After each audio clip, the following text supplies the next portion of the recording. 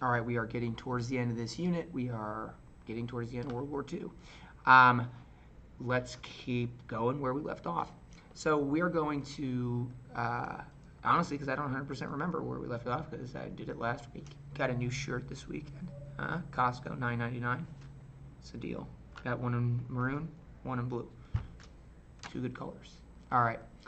European allies, now including the Soviet Union and the U.S., decided to make Germany fight the war on multiple fronts. All right, so let's remember that at the beginning of the war, all right, the two main allied powers were Britain and France. But then the USSR entered because Hitler broke the non-aggression pact, and the U.S. entered because Japan bombed Pearl Harbor. And so we will notice that it's a very different thing. I mean, think about just a few years before this, we have Britain basically on the ropes, that they're being bombed by Germany. They're basically standing alone. France has been conquered. The United States isn't in the war yet. The USSR isn't in the war yet. They're basically standing alone. Now we have a totally different situation. We have the United States in the war. We have the USSR in the war. We still have, French kind of resistance, but certainly not as powerful. There was still, most of France was controlled by Hitler, but we've changed drastically. So the Allied plan is to make Germany fight a war on multiple fronts, to basically make them fight in North Africa, to make them fight in Western Europe, to make them fight in Eastern Europe, and to basically have to defend all of these fronts at one time. So this plan kicks off in Africa. Germany's Erwin Rommel, our Desert Fox, and Britain's Bernard Montgomery, two famous generals, Montgomery, battled for control of the Suez Canal and the oil fields in Egypt. And so we are starting this off in terms of one front, and one area where there is a lot of fighting is here in North Africa. Here's Italy, here's Germany, the USSR is like over here, and then this is all North Africa, Egypt's like over here. So the Suez Canal was very important because it gave access to oil fields in the Middle East and trade routes to Asia. And so we know even today with oil and the Middle East, right? The Middle East, places like Saudi Arabia, Iraq, Iran, are very oil-rich countries. And this was, true in the 1940s as well.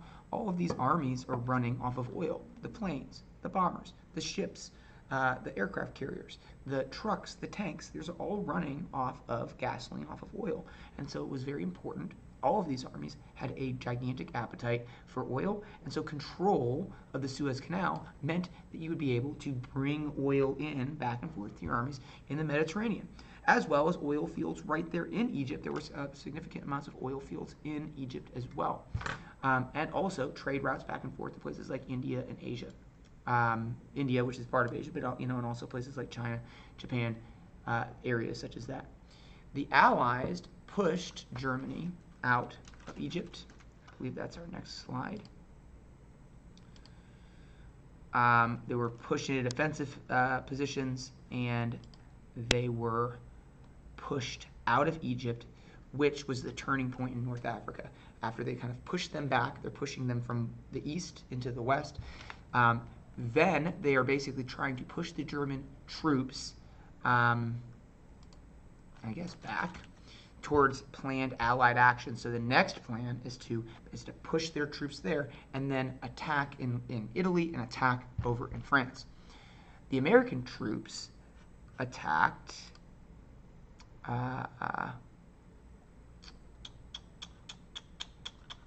American troops attacked North Africa in a military operation known as Operation Torch. And so the idea was that the Americans were not wanting to fight immediately against the battle-hardened German and Italian soldiers on the mainland in Europe, but instead some of the soldiers that were basically manned. Some of these garrisons were manned by Vichy French troops. And again, think about the motivation of a French soldier. So this is a government that is loyal to the Nazis, but they were conquered by the Nazis. It's not like they're going to be the most enthusiastic about fighting this war, fighting and dying for Adolf Hitler, right? And so the idea is that American troops need to get experience here in West Africa before they're going to be able to face a much more motivated and experienced army in Europe. So they met half-hearted resistance from the Vichy French and American forces led by Dwight Eisenhower met up with, he was a president after he was so famous from this war, met up with British forces led by General Montgomery, pushing the Axis forces off of Africa and into Italy. Oh, excuse me. No. This is Patton. Patton pushed them east and Montgomery pushed west, and basically forcing them all the way back up into Italy. So they are successful. Patton and Montgomery are successful of pushing the Axis powers out of Africa. You can see they land here, pushing them to Tunisia, up into